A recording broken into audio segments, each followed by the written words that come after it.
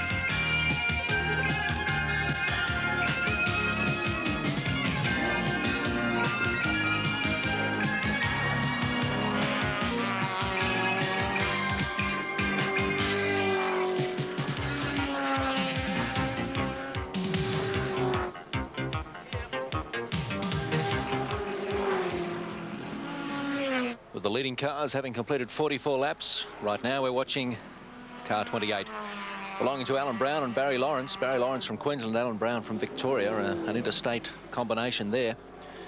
And they're holding down 7th place at the moment and doing perhaps surprisingly well. They weren't a team that were lauded by many as one of the front runners, but proving us all wrong with a strong running today. 7th there. Moving nicely up towards the top of the mountain and down again, down through the S's and on again to Conrod Strait. Barry Lawrence and Alan Brown moving off to the left-hand side of the track, just to the left of centre. Well, Alan Brown has been a great patron of motor racing over the years. Good to see them running so strongly at the moment. Their cars are always so well prepared. And I think he would be delighted to certainly be in the top 10 at this time of the race. Here's number 28, another of the beautifully turned out Commodores, the Recar entry. Working hard at the wheel too, let me tell you, as he comes onto the straight. And a long pit straight for the left-hander, of course, into Hell Corner.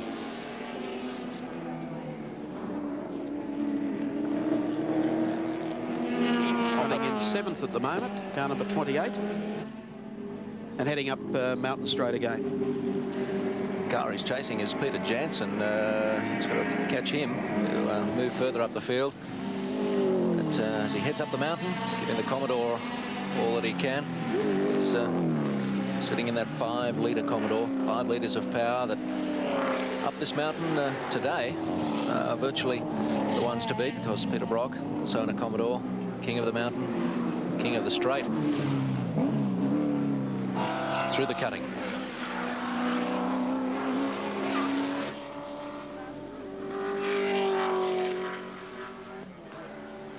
And he's got a fairly clear run at the moment. We'll see how he's going when we come back after this break from Mount Panorama.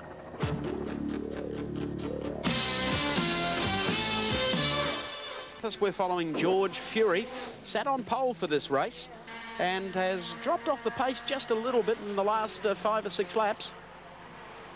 Back into about 5th spot in the field at the moment. And in front of him is Greg Hansford in the number 42 car. The day started well for them because they won the charge to the first corner. That was the original start, but everything happened back behind them. And then, of course, in the restart, George wasn't away as quickly as Peter Brock, and really he's been paying that penalty ever since. We don't know of any problems that have beset the Nissan team. I wonder, though, if they haven't had to wind the turbo down a little bit. It's a much warmer day than we've had all week, and for the sake of reliability, they might just be backing off the pedal a little, hoping that they can make it to the end of this marathon event as we watch him go down Conrod Straight. There's George Fury on Conrod Straight.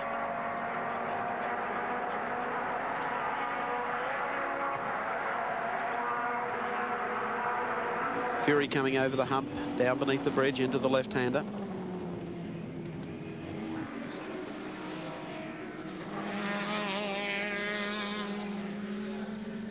Coming out along the pit straight at the moment now. George Fury, still a long way to go, but at least the Nissan is running strongly indeed.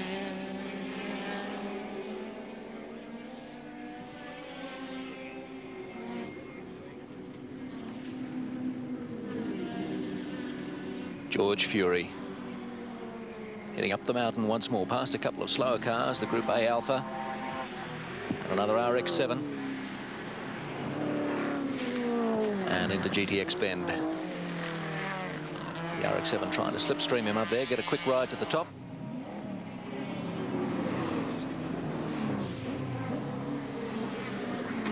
George, a man of great experience, he knows the lines around this Bathurst circuit so well. Won't be wasting any time with erratic driving. His only problem is he's just a little bit off the pace compared to yesterday when he won Hardy's Heroes.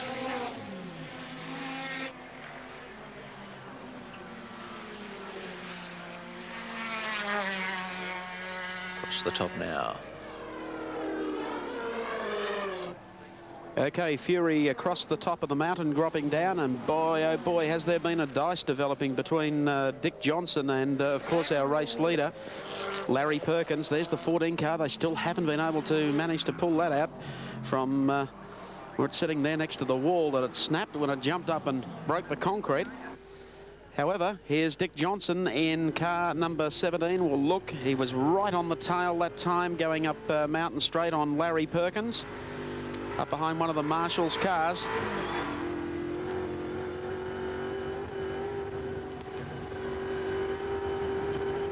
Okay, across the top of the mountain, and still there in that dice. I think he perhaps has maybe taken Perkins.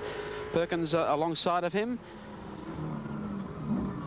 This is going back to Alan Grice. Okay, we follow Grice along the pit straight. As we head up, that could be, must be John Harvey, is it? In front of him in the 25 car. Okay, coming out of there onto the straight. Grice is gone. Round sideways into the... He's hit the wall. Alan Grice in the wall. No, it's Steve Harrington. Race cam showing you that. We'll replay that to you shortly. But problems now for the roadways team with Steve Harrington. Obviously receiving a tap or something has gone wrong there. We'll go back to a replay of that shortly. Let's have a look again. Coming into the corner, it's 25. John Harvey in front of him. They come out of the corner. He's either lost it or been tapped from behind. There he is going across into the earth bank there. So we'll have a pit report about that from Pat Welsh shortly, as soon as we can get a reaction from Alan Grice, who had given the car over to Steve Harrington. But that is big drama for a front-running team. As we rejoin Dick Johnson, and he's heading up the mountain again, past where Grice has obviously come to grief, Harrington at least. Dick Johnson, wonder what his thoughts are as he moves past that car that's obviously not going to take any further part in the race, or at least it looks as though it won't. Things still going fairly smoothly for Dick, though. Sitting in second place as he moves past the Barry Seaton Mustang and up towards the top. Through Wilco Cutting. Well, while that last accident occurred, it must be now that Dick Johnson maybe has gone through to take the lead away from Larry Perkins in 05. He was getting very, very close indeed. So he could well have right behind him the man who was leading this race. Let's see if we can turn the camera around. Just check it out. Not many of the teams can do that, you know. And how good is your eyesight at home? That 05? Yes, sir. So we've had a race lead change. Queensland's favourite son, Dick Johnson, now leads the James Hardie 1000. You can see the gap back to the man who is stalking him, and that is Larry Perkins in the 05 Commodore. And back behind them will be John Harvey in third place. Grice's car is now missing off the scoreboard, so obviously it has gone to the pits. Dick Johnson heading down Conrod Straight again and hoping to leave the Holden dealer team cars, both of them, who are in second and third place, well behind. Trailing him right now is one of the Rovers. It's got to be 61 because number 60 is out. We saw Ron Dixon come to grief at the top of the Conrod Straight. Dick Johnson now down under brakes into Murray's corner. The Ghostbusters RX-7 behind him. And we've got into the pits comes the Moffat Mazda. That's Greg Hansford. And Hansford is perhaps out of the car. There's the BMW. So Denny Holm in the Group A BMW is out.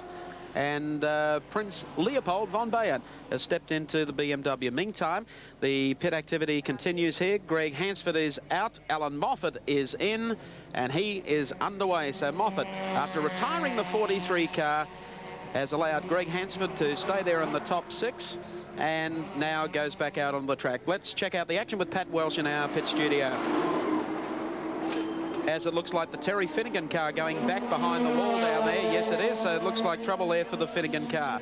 Car number 4, the Repco Accessories entry, that was running strongly. In fact, it was in 8th spot. It's come into the pits, hasn't even gone all the way through to its pit, and has been pulled behind the pit wall. So that is bad luck indeed for Terry Finnegan, who has been Mr. Consistency in the New South Wales races this year. Beautifully turned out car, and obviously a very disappointed Jeff Leeds, who doesn't get to do a stint behind the wheel. That's the scene behind the pits. We've got plenty to catch up on, Steve. We've had the race lead 2 changes so far, with Grice taking over, pulling into the pits, then passing over to Steve Harrington. Harrington has come unstuck, of course, at the exit to Murray's corner. And while that was happening, Dick Johnson has been able to sneak through to the lead. We'll bring you up to date when we return to the James Hardie 1000 from Mount Panorama.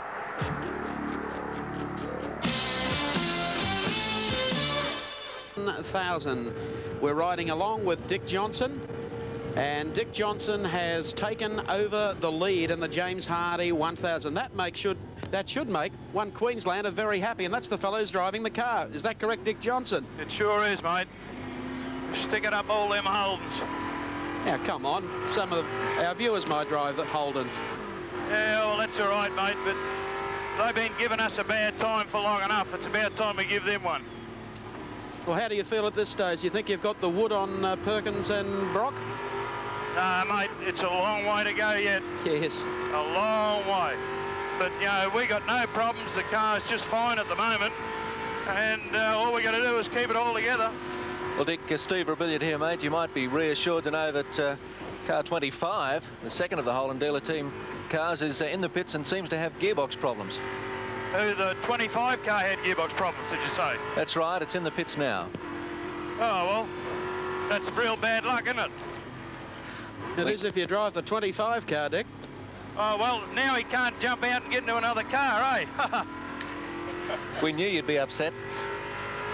Well, at this stage, with you in front, Larry Perkins behind you, and then George Fury, maybe some of the fears that you had on Friday when the car was just a little off the pace and you changed motors, all that's coming to fruition now.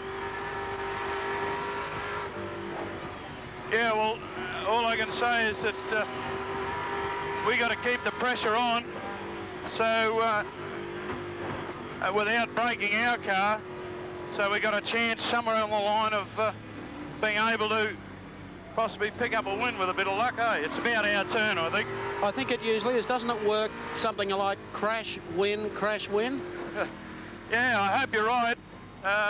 Actually, I'd like to say just a bit of a hello to some people in New Zealand that are watching, because we'll be over there with the Group A car early in the year. Next year, that's 1984-5.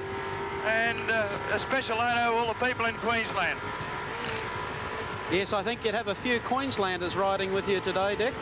Well, just put them in, they can come for a ride. Well, we've got one Queenslander up in front and leading the race, and not too far down the line in car number 42, Greg Hansford's done a great job, so Queensland's certainly well represented in this year's race. You look like you got some traffic in front of you. Oh, yeah, you're not wrong. It's just they're bad news, too. It's like trying to pass a council bus in Burnett Lane.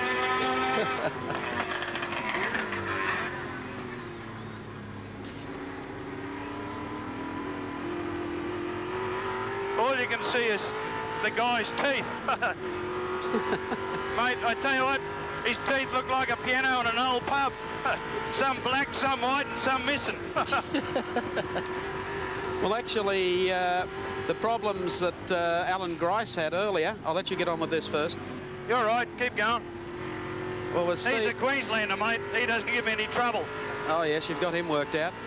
Well, Steve Harrington apparently got sideways and parked the roadways car against the wall. They've brought that back out and they're trying to service it in pit lane. So I'd say Alan Grice's hopes of winning today are dashed, and the 25 car is still in the pits. Well, that's bad luck, because I know just how they feel, I can assure you. Now, what do you think about the chances of your co-driver? He must be one of Australia's most underrated drivers. Hang on a sec, mate. When I go past the trees, I get a lot of static. Okay. What was that again? Sorry? I'm just saying, when you hand over to your co-driver, John French, he must be the most underrated veteran in Australia. Well, the old dad goes pretty good, doesn't he, eh? He's not bad. You know, he's almost a geriatric, I think, but you know, every now and then we get his wheelchair and pull him out of it and throw him in a driver's seat, and he goes just as good as anyone I've seen. What do you see John's role in today's race? Just to be able to keep you down around the times that you're running, or just a little off that pace? No, like hell, he'll have to get his finger out and go for it. Okay. Thanks, Dick. We'll leave it with you. Come back to you a little later. Thanks for those comments. Thank you. It's been a long pit stop for this car after it went into the wall at Hell's Corner. It's been brought back round to the pit row. That's the Roadways car number 6, the Alan Grice Steve Harrington entry. And they're bustling and hustling over this car to try and get the kinks out and try and get it repaired and get it back on the track. But every minute that slips by doesn't do anything for their chances. Substantial damage to the front and the rear. You can see them working on the front there, just checking out the suspension inside. We saw some steam from the radiator. Perhaps they've punctured that as well. Trying to do a little bit of fender bending and make sure that the tyres are clear. 25 is back on the track, by the way. That's Johnny Harvey, second dealer team car. After a long pit stop with what appeared to be gearbox trouble. Also trouble for the second of the Kmart cars, the number 9 entry. Andrew Harris and Ron Harrop. I see it's being driven in behind the pit lane, so that looks as though it could play to their chances for the day. Working frantically on the front end of the Grice Harrington Commodore. Also at the back, you'll see that they've got some problems, I'd say, with the petrol tank. The back end is also copped a shunt, and there you can see the back caved in just behind the right back wheel.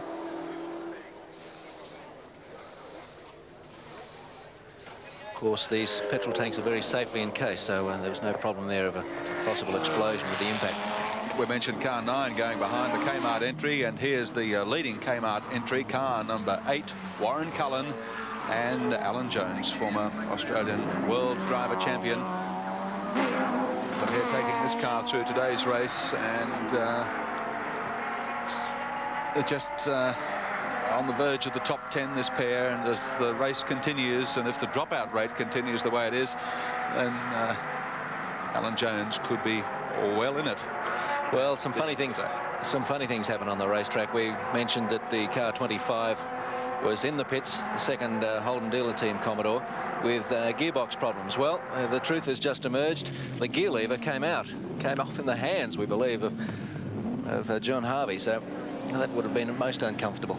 Well, talking about uncomfortable, that's the way Alan Grice feels at the moment after the incident at Hell Corner, and as the repair work continues on his car. We're going to take you down into the pit lane, and Pat Welsh. Thanks, Gary. Yes, as you can see, there is major repair work going on with the Commodore here at the moment. They're trying to fit a new radiator at the moment. Alan Grice doesn't look at all happy, and it is going to be a major job, and I'd say the car will be here for quite some time yet. They're ready to put new tyres on. I don't think that is their major concern. They're doing some ready-made panel beating, as you can see, fairly heavy damage to the front of the vehicle, and Alan Grice stomping around, not very happy at all. I think we should take you back to the central commentary position at the moment. Thank you, Pat. Alan obviously doesn't want to talk about the moment. I think he'd have more on his mind, and that is watching the James Hardy 1000 just slip away from him. So troubles have beset the Roadways team. Car number 6. They started 2 cars this morning, withdrew 1, of course, which they had planned to do all along. That was Steve Harrington. Then Grice did a good job keeping the car up in the top 4 all morning. Pitted, put Harrington in the car, and he had a moment, as you obviously saw with our race cam coverage of the incident, off the track on the exit, of course, to Hell Corner. We've done some very quick work on it, but not quick enough. Here's Warren Cullen and Alan Jones in the Kmart Commodore. Behind that car is the number 50 machine, driven by Peter McLeod. They're in 11th spot, Cullen and Jones on the road at the present time. They've got a strong finishing record, Gary, all season long in the Touring Car Championship. Expect to see this car around all day. They're a lap down at the moment, though, but of course there's still 108 laps to go. Look at this. Oh, off on the dirt. That is not the place you travel down Conrod at 200 Ks and get it out on the dirt. Whew, I can just imagine how Warren Cullen felt at that time, because you probably saw him take the action. He moved straight to the right-hand side of the course. Didn't want to get caught up in any of that sort of action, because it's very easy to lose the left-hand side of the car when you put it in the dirt. Let me tell you, this is a challenging racetrack. It is not the place where you run into contact with other cars at 220 Ks down Conrod Straight. Cullen and Jones, I mentioned, a lap down, but still plenty of time to make up that ground with 108 laps remaining. There are, in fact, only 4 cars on the leading lap at the moment. 17, Dick Johnson in front of 05 with Larry Perkins at the wheel, followed up by George Fury in the Nissan Bluebird, car 15, and then Alan Moffat in the 42 Moffat Mazda entry. Here they come up Mountain Straight. Looks like Mike Bergman and Stevens. Mazda RX-7, that's the Daily Planet entry, being passed there by Warren Cullen as the big V8 heads up to the cutting, and they're coming up in some traffic too. We have Lester Smurden in the basically Group A turned out. Commodore just ahead, you can see on the right-hand side. There's the Stevens entry going through as well. Car number 33, Bergman, just ahead of them, though, is car number 8, Warren Cullen, coming across the mountain. They had problems over the past couple of days after a smooth run early in the week. I think Alan Jones is at the wheel of this car now, and they have moved up into 6th place. This car is going like a rocket at the mid-stage of the race. As I said before, good finishing record in the Touring Car Championship for Cullen and Alan Jones. It's like another favourite Queenslander doing well in the James Hardy 1000. We have a Queenslander leading in Dick Johnson. We have a Queenslander 4th, of course, in Greg Hansford. And just back behind them, Alan Jones, also of Queensland. So the Northern State doing well in the James Hardy 1000. More to follow when we return to Mount Panorama at Bathurst.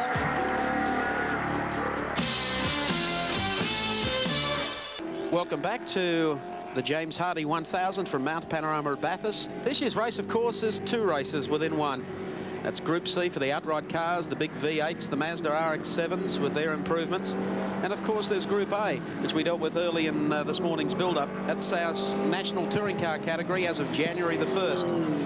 And here is the car that is leading Group A at the moment.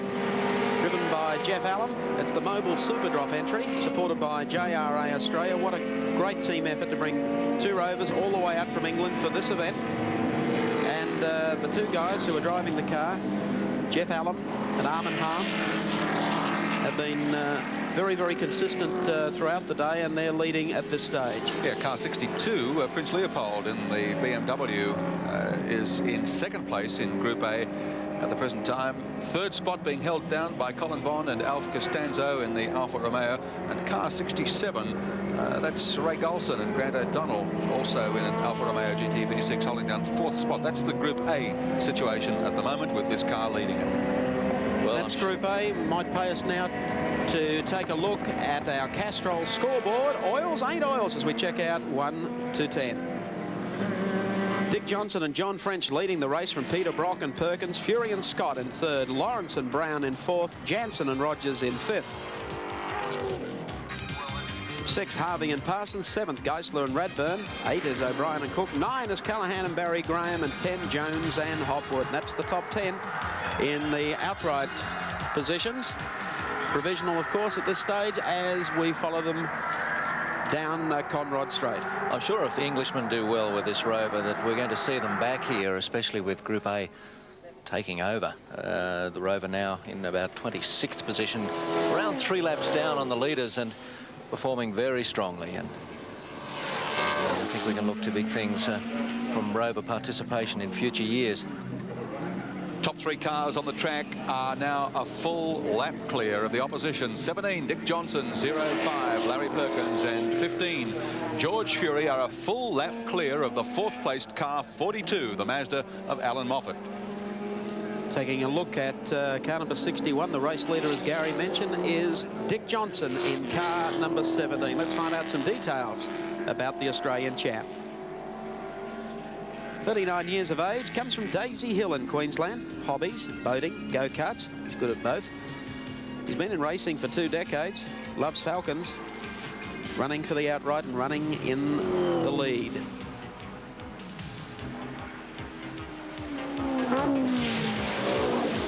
Winner of the Australian Touring Car Championship, 81, 82 and 84.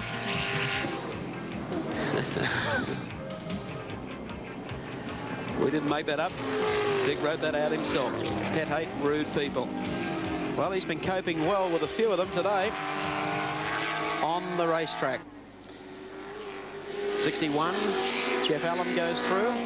As we mentioned, still leading the Group A category of this event.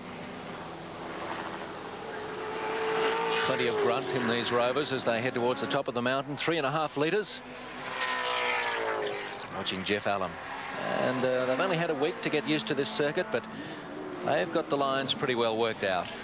Although we know that early in the week when they had their first drive on the Wednesday, they came down ashen-faced. They just couldn't believe the drop off the top of the mountain. And those who've been for a drive around the circuit themselves will know just what it feels like, even at 60 kilometres an hour if you're obeying the speed limit. The track isn't being used for the Bathurst weekend. It's still a frightening way to go. Tried at 120 kilometres an hour and you really know what speed and fear is all about. Down Conrod Straight goes Jeff Allen in the Mobile Rover.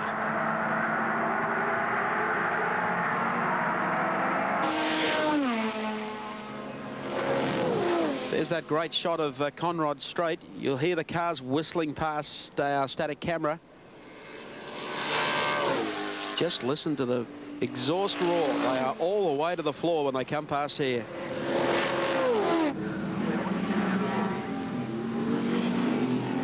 Jeff Allen, 61. They plan to do a little more Group A racing in Australia, or in Australasia, I should say, next year. Planning on going to New Zealand for the big 500k street race in Wellington at the end of January, and maybe dropping back to have a look at the ATCC, the touring car title, next year. we believe one of these cars could also be destined for competition here in the hands of an Australian driver. So that'll make the touring car title very, very interesting indeed for 1985.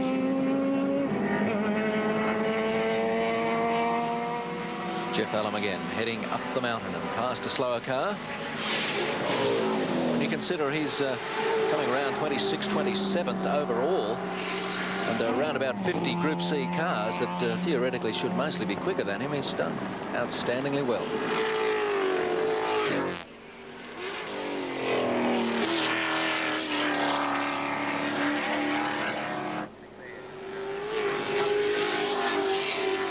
Well, it's a race of, was a race of high attrition early in the day. Might be wise now to check out with a pit report who's in, who's out of the great race for 84.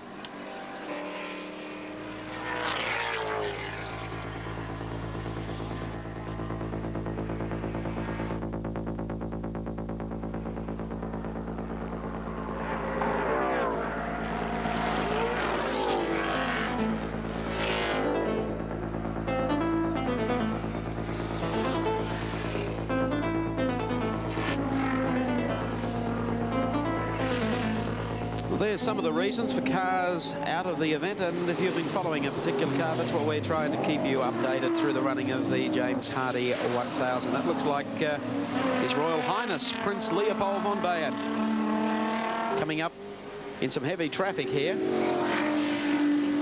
after his early moment on Thursday when he arrived. Took some time to straighten out the Group A BMW, but all credit goes to Frank Gardner and the BMW team. They really have worked hard. The car is still a picture. It was creased pretty badly, let me tell you, after encountering the concrete wall. It didn't meet the wall as hard as English did in the Falcon, but it glanced off it. So Prince Leopold von Bayern is doing quite nicely indeed. Second in Group A. That's his form as he comes down through the dipper area.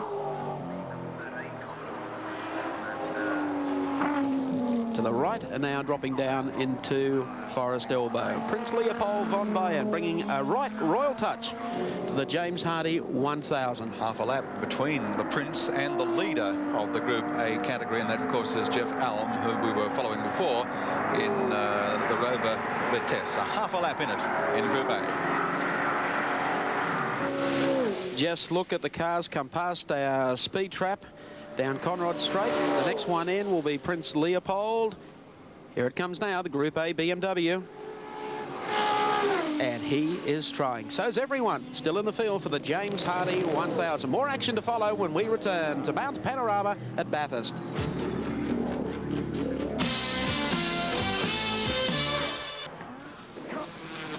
This looks like Captain Peter Jansen. It is in the Commodore, number 3. The Cadbury Schweppes entry. The captain co-driving this year with Gary Rogers. Of course, he lost his protege, David Parsons, who's joined the dealer team. Rogers drove the early stint in the number 3 car, but the captain is at the wheel now. A real character in motor racing.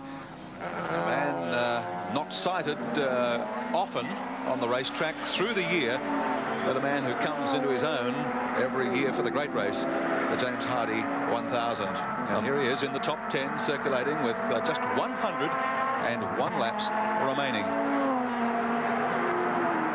He's a man with an unusual fashion sense, likes to combine a deerstalker hat with his driving suit.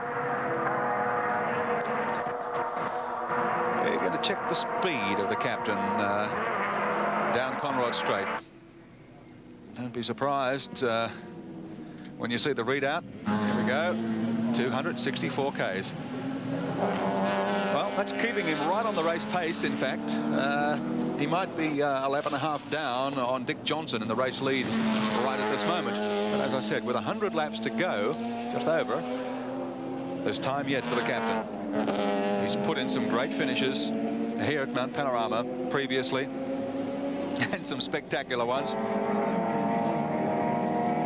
Certainly a man not to be taken lightly.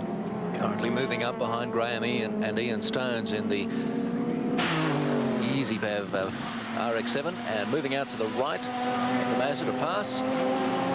but can't manage it before GTX Bend. Well, let's update the great race, the James Hardy 1000, the action of the past hour.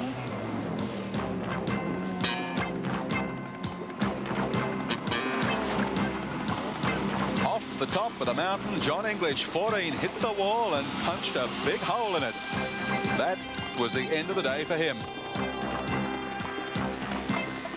A little groggy, but otherwise unhurt. And the cars off the top having to... Oh, look, here we go. Grice, desperate to take Larry Perkins. Perkins had taken over from Peter Brock. Grice looking for a way through, finds it. Put him in the race lead briefly. But Grice was soon to pit for fuel, tyres, and a driver change. Steve Harrington taking over.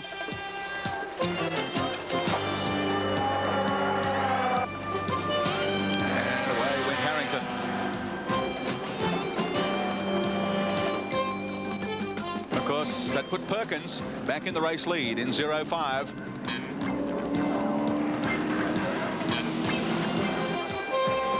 Gricey was pretty happy with things at that stage, all smiles. And this was the scene inside the headlight of the BMW driven by Denny Hulme, the Group A car, heading up the mountain through GTX Bend. Spectacular pictures. Not the same kind of luck, though, for 31 Jimmy Richards BMW in the Group C category, being pushed off behind for urgent repairs. Now, look at this. Race cam pictures through the Grice car, and it's out of control on the corner. And Harrington comes to a sad and sudden stop. The car quickly pushed back to pit row for urgent repairs. Alan Grice beside himself because they were running so well. Here's a man who is running well, the race leader, Dick Johnson, highballing in front through the third hour of the James Hardy 1000. 42 in the pits, the second Moffat Mazda entry. Alan Moffat taking the wheel from Greg Hansford. And here's another one coming strongly into contention. The Kmart leading entry, Warren Cullen and Alan Jones clawing their way up into the top 10. In fact, into fifth position in the race. And the Group A category, the Rover 61, Jeff Allam and Armin Hahn.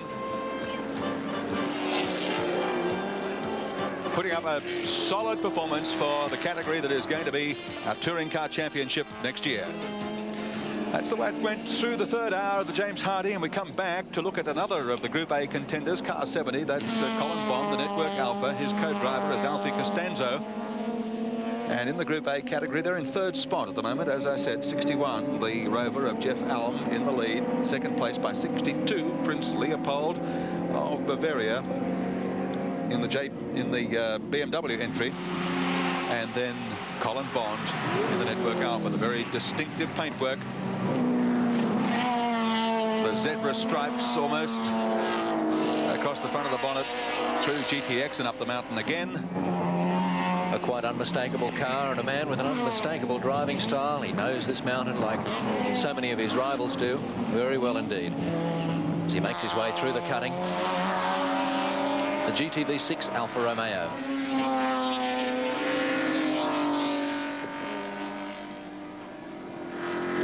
Towards the top of the mountain now. This is where they suffer a little in the Alpha. Not quite the power that the big V8s have at the top of the mountain, but boy, they handle nicely.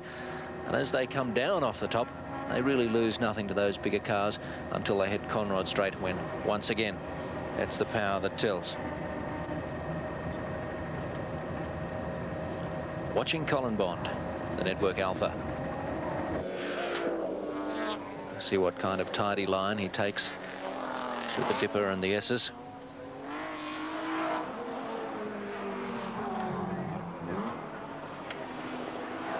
No problems. No problems for Colin Bond, but problems are plenty for Alan Grice. Let's pick it up with Pat Welch over behind the pit area. Well, it's desperation stuff here at the moment in the Alan Grice pit. Alan, what's exactly wrong with the car? Well, it's been off the road, and Steve got a bit of a touch when he was driving and put it in the fence both ends. But he left the car there, so I ran up to see how bad the car was, and I was able to start and drive it back. Now, I understand you have suspension, radiator, and also fuel problems. Yeah, that's right. We've got to change fuel tanks. They've already changed the radiator. They don't know what's wrong with the suspension at the moment, but they're still looking and checking that.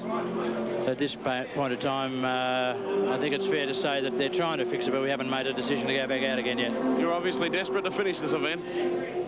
I was desperate to win the bloody thing. That's destroyed your chances, hasn't it? Oh, there's no doubt about that.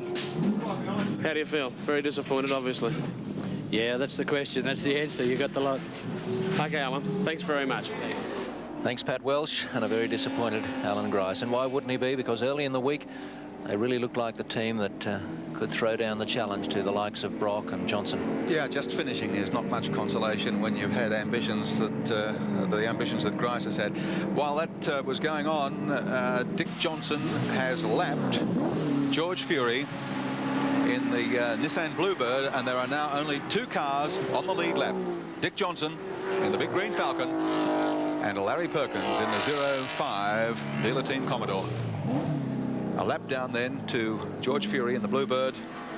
2 laps down to Alan Moffat in the second Mazda team entry. Alan Jones in the Kmart car. And then car number 28. And that's the Commodore being driven by Barry Lawrence and Alan Brown. So those guys have got an awful lot of hard work to do to stay in touch.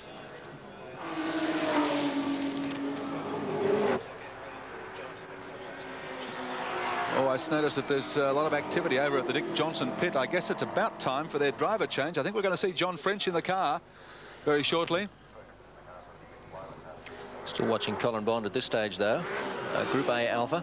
Now there's French waiting. John Shepherd having a chat with him. Well, actually, this is going to be very, very interesting. There's a lot of interest in this James Hardy 1000. John French has it all to do. John doesn't race all that often. Dick Johnson, as you can see, coming into the pit area, will hand over to John French. He has only got a small buffer over Larry Perkins. He's got no buffer at all anymore. Perkins gets the signal. He goes back and takes over the lead. So the pressure is certainly on John French to try and keep the same lap times up.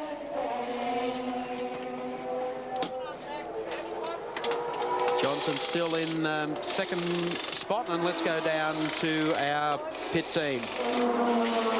Thanks, Mike. Yes, a driver change, as you can see. It's very, very quick indeed. They've got all 4 tyres, having trouble with the rear left-hand tyre. Dick Johnson still giving instructions to John French. We're going to try and catch Dick for an interview now. Understand he's very happy. He's been lapping at 218s, 219s, which is about what he predicted. He said the car can do that all day. John French is away. Dick Johnson. How's it out there? Very tough? Yeah, mate, we're just going... oh, let me get rid of this goddamn thing.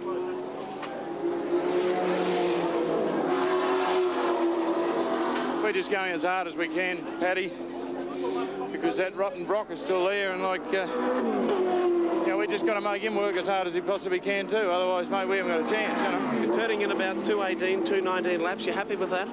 Yeah, we'd do 217s all day if it wasn't for all those whackers out there.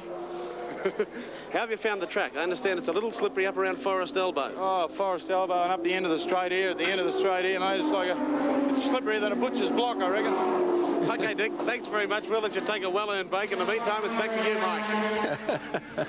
Yeah, the master of the ad-libs, Dick Johnson. John French out on the track now.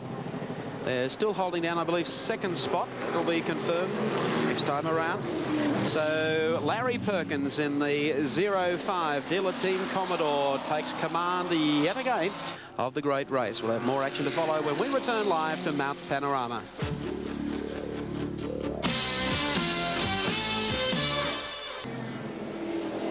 Welcome back to the James Hardy 1000. There's our number 25 car. That's John Harvey. David Parsons really throwing that car around. They've already pitted, and at this stage of the race are back in about 7th spot on the grid. John Harvey, of course, who won the event last year in company with Larry Perkins and Peter Brock. This year, Harvey has a young but very talented co-driver in David Parsons, who has joined the dealer team. Very, very forceful youngster. You might recall cut his teeth in the dealer team with the recent event at Sandown. Couldn't keep the doors closed on the number 25 car. He's doing that well today, coming up behind Paul Jones in the Freedom Fences V8 Falcon. About to put a lap on him as they come across the top of the mountain. Some traffic there ahead of young Parsons. Talking about the dealer team, Mike, I see activity in the pits. Peter Brock helmeted and suited up. I think they'll be coming in shortly, and Larry Perkins will be finishing his stint, and Brock will return to the wheel for the remainder of the race. Could easily be. As Parsons here behind Grant goes to the inside as they swing down into the right-hander. Now down to Forest Elbow. Came out of there nicely. Still holding 7th on the road. Perkins the leader. Second spot held by Johnson and French. Third by George Fury in the Turbo Nissan. Fourth by Alan Moffat and Greg Hansford. Then car number 8. We'll try and get a radar speed on this one as they come down. Is that quick enough for you, folks? 274 kph. That is very, very fast motoring, and goes back to what I said earlier with one of the slower cars, a V8, putting wheels off into the dirt halfway down Conrod Straight. Well, that's 10 kilometres an hour faster than our check on Peter Jansen just a few laps ago. Well, the dealer team, both cars running superbly here today, and they're hoping, I would assume, for a 1-2, but at this stage the 25 car has some work to do. Running strongly in the race early. They had a lengthy pit stop and now trying to battle back from being 7th.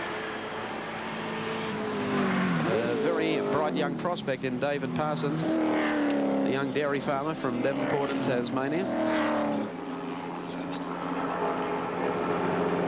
This is one of the 2 dealer team cars. Here's the crew of the 05 car. They're waiting for their charge, Larry Perkins, to come in, and a driver change will be effected with Peter Brock. Perkins has just gone over the start-finish line, so I would say next lap. Well, these races are so often won and lost in the pits. We heard Peter Brock talking before about how they'd picked up a lot of time on the Grice Harrington car with a quick pit stop. So we'll just have to wait and see. Not for very much longer. Time's going to be critical because Johnson's pit stop just a short time back put Perkins back in the lead. The margin is about a minute, so that should be enough time for the dealer team to do their change, fuel up tyres, and get back on the track and maintain their lead unless something goes wrong in the change. Now, we've got Patwell standing by down in the pit area, so this is perhaps the most critical pit stop of the race. 95 laps remaining in the James Hardy 1000 for 1984. That means 68 laps gone, of course. The lead is a minute and 13 seconds. Perkins over Johnson.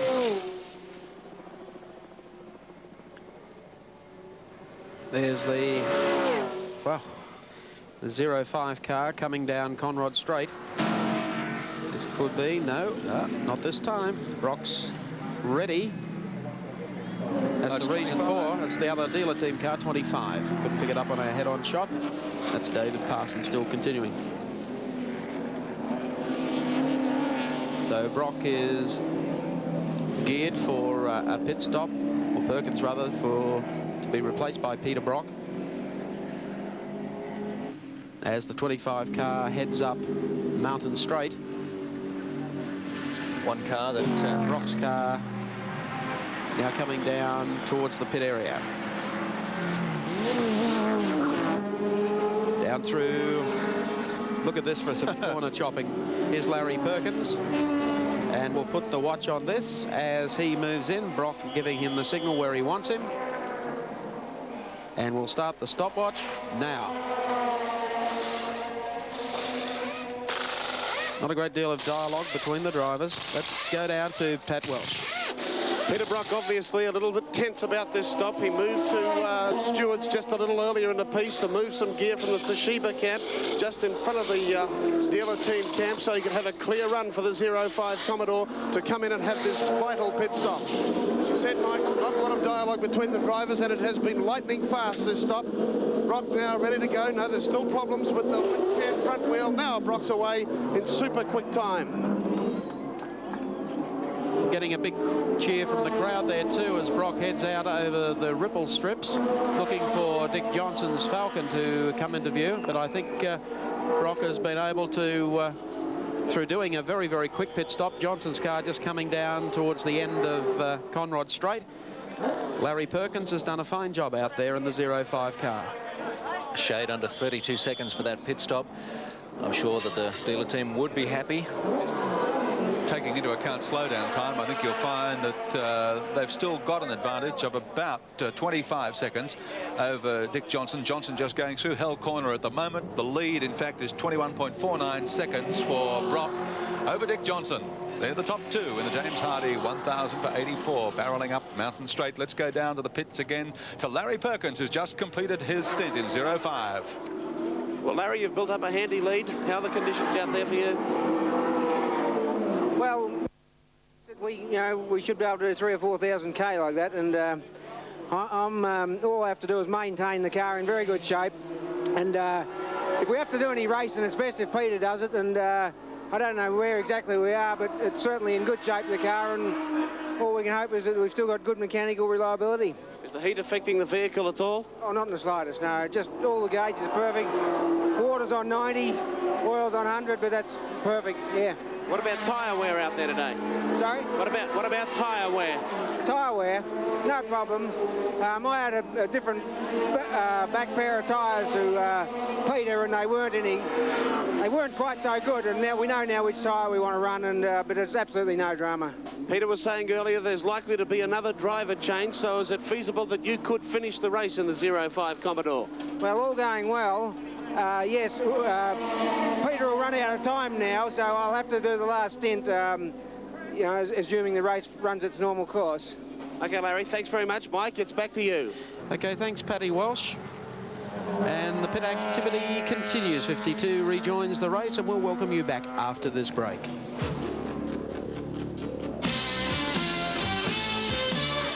Rama at Bathurst.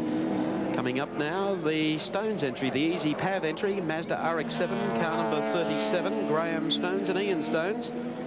And they have done very well, Gary Wilkinson, making it up into the top 10. Bathurst rookies. They're doing very well, looking good for Rookie of the Year. Being passed now by the 05 Commodore. Well, that's to be expected.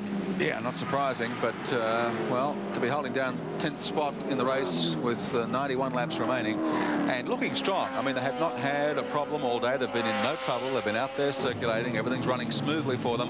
And really, as Peter Brock knows, that is largely the secret of success around this circuit. And the Stones brothers aren't looking for any outright victory. They're just looking to finish, and looking to finish high in the placings. And at the rate they're going, well, it's looking good for them. We must thank Castrol for joining us for our telecast of the James Hardy 1000. We have the Castrol scoreboard. Let's update where everyone is running on the track.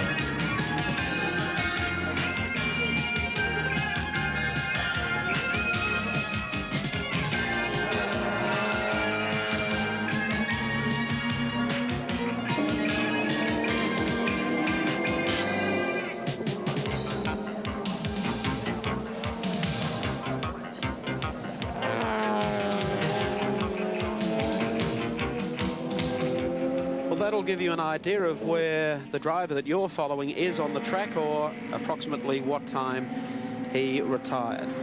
And we have been requested to indicate whether or not highlights of, well, some trouble there for Paul Jones, and he has had a tyre go off on the Falcon, the Freedom fencing entry. Now, let me tell you, he has a job and a half, because he has to limp all the way around Mount Panorama and back into the pits. It's going to seem like the longest one lap he's ever completed here.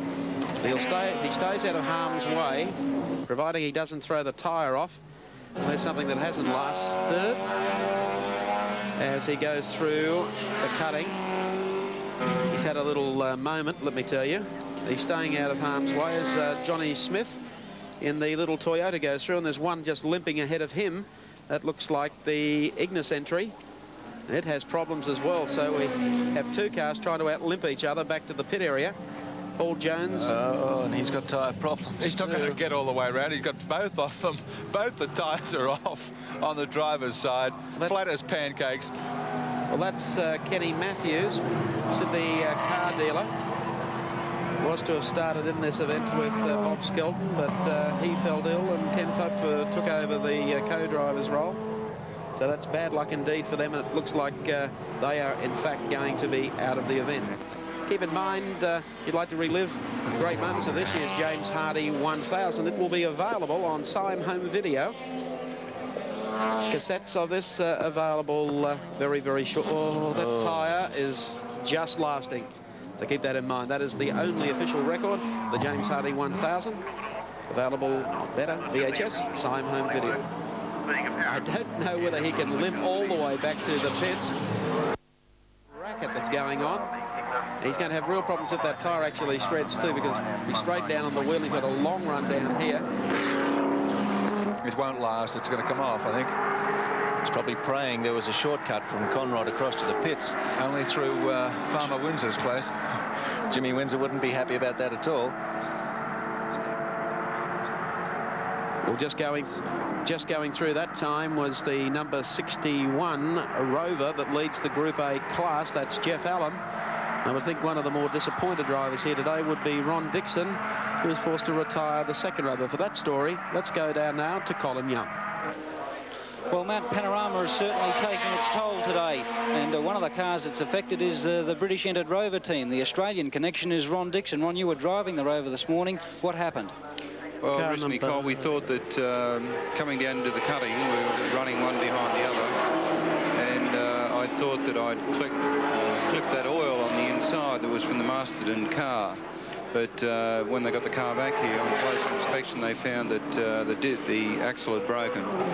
So that's why it had thrown the tail of the car around on a very critical part of the circuit, and had just gone in and touched the tyre barrier. You had a problem earlier in the week with a flat tyre in practice. Was this a carry-on for that? Same tyre, actually. No, I don't think so. We put a new rear end in the car then, but I think it's just one of those things that's happened. But the car's out back circulating now, so we'll catch back up to be second outright in Class A. Well, your other team car, Jeff Allen, is running well. They're leading Group A, so you must be happy with that situation. Sure, we just hope that Mo will be happy, that's all. OK, that's Ron Dixon from the Rover team.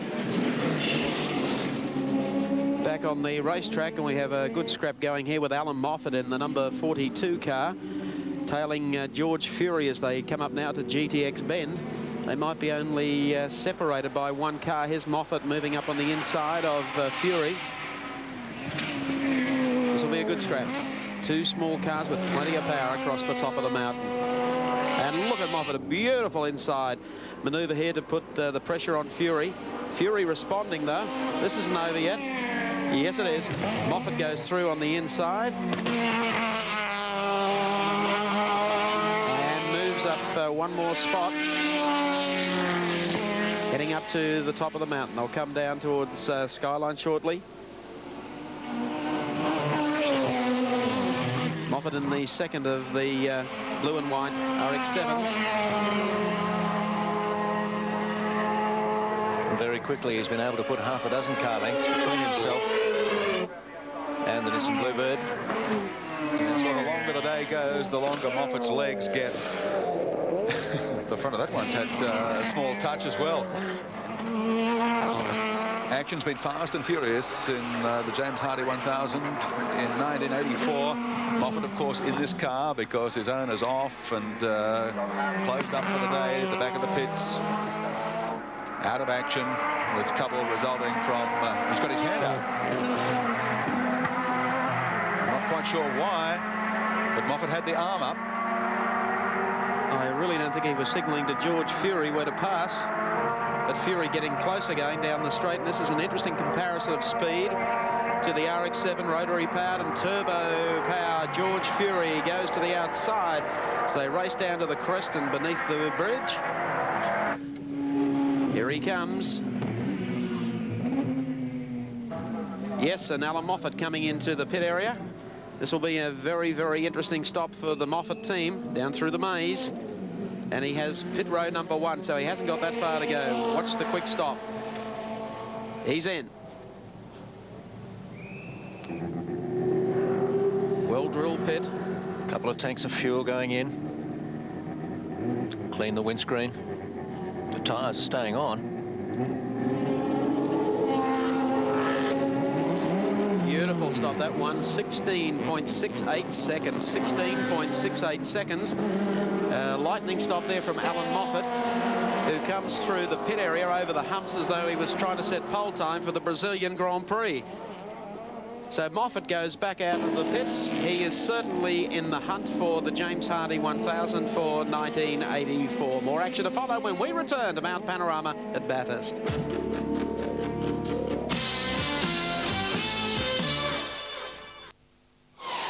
At Mount Panorama. Well, they've finally got the Roadways Commodore back out on the track again. And Steve Harrington, who got involved, whether he was clipped from behind and spun off and crashed into the wall. All that work back in the pit area, and Gricey is back out on the track again. No chance of winning it. But he doesn't give up easy. No, he's a survivor. He's a hard fighter. Things don't come easy to Alan Grice in his motor racing. He fights for every victory. He's had to drop in another radiator. Some substantial bodywork was done too, frantically at that. And I think they had problems with the petrol tank at the back as well. Yeah, we had to put another one in, Mike. So how does it feel, Alan, that realisation of all the work at Bathurst here for a week, qualifying well, and then all of a sudden your car doesn't come round the next lap? It's a pretty tough game, this, but there's so much effort and...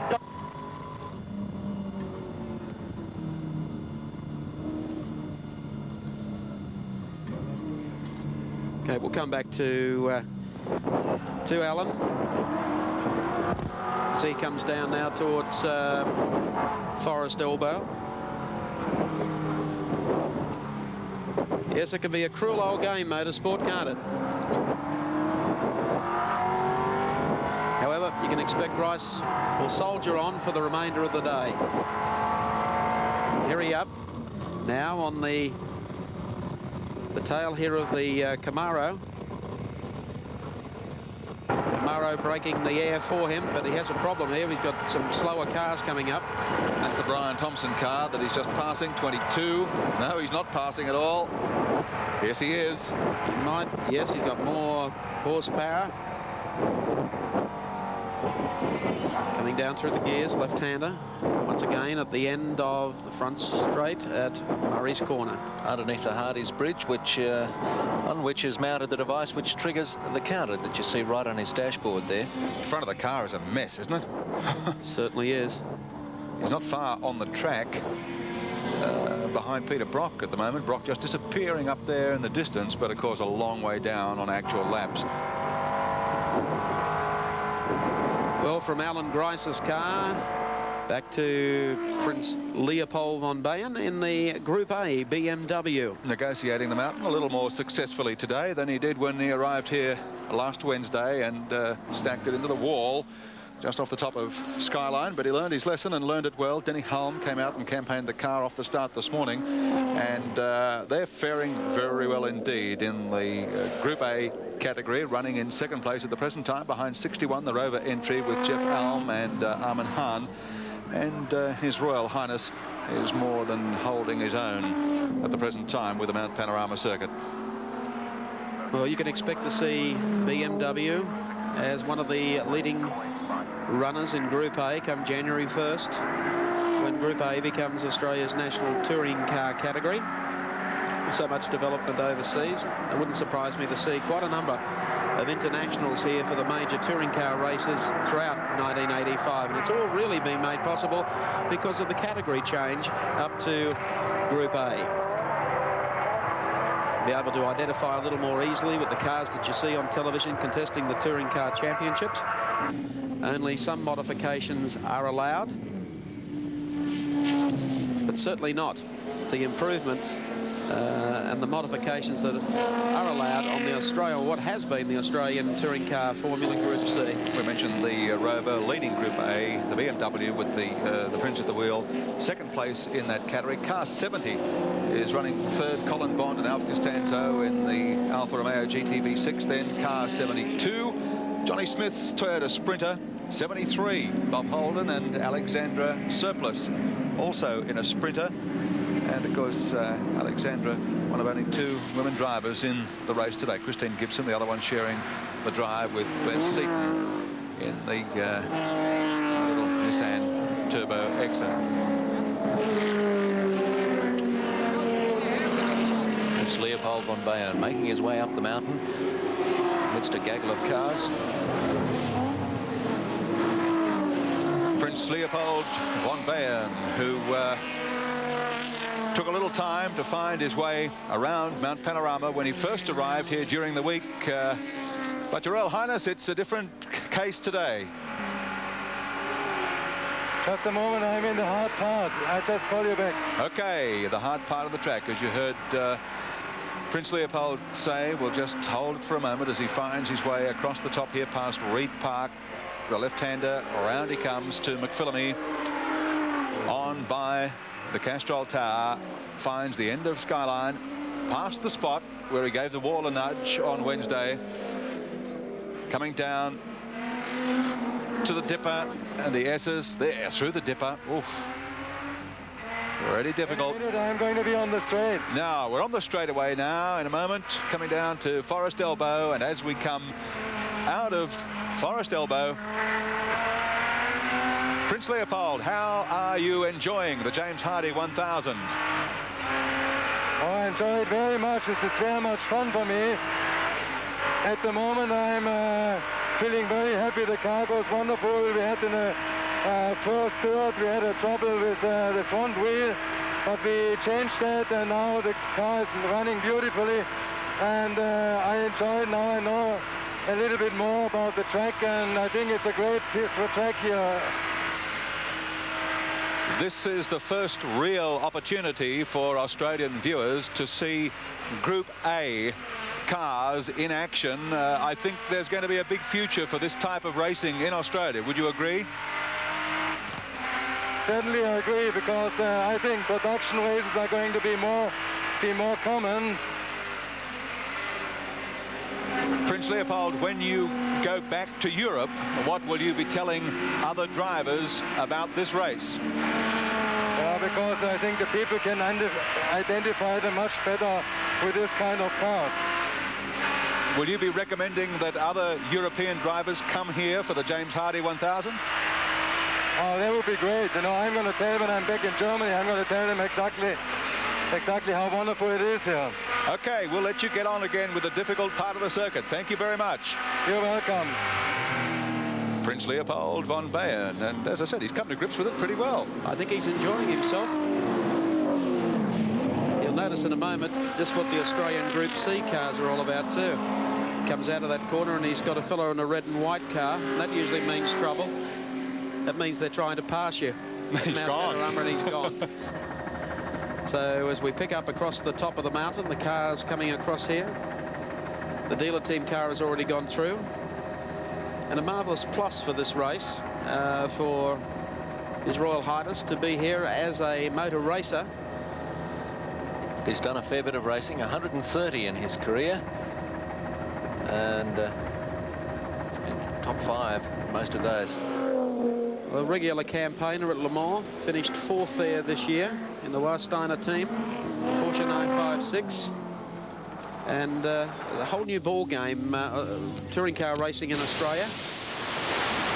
Will be hopefully during the next pit stop. A little shutter, the lens cover that we have there to stop the stones chipping. No sooner said than done. When at first you don't succeed, you just turn the windscreen wiper on with race cam. That clears the road out for you. If you're thinking about technology and television, don't let anyone, suppose sometimes you say it's easy to blow your own trumpet, but I'll blow it loud and clear for the engineering department of ATN Channel 7 in Sydney that had developed race cam back in 1979. This is a world first. Again, you see it exclusively in Australia. That's because this whole operation was put together by Australians. I suppose we'll have another American or a European network that'll be chasing us again, looking at another aspect of motorsports television. When you see it coming in on satellite from some other place in the world, you can remember it came to you and was devised by the crew at Channel 7. So Prince Leopold, following a couple of these Group C cars.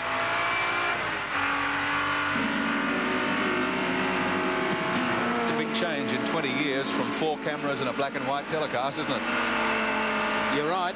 And I tell you what, this race is far from over, as you will discover when we return after a little tub down to Mount Panorama at Bathurst.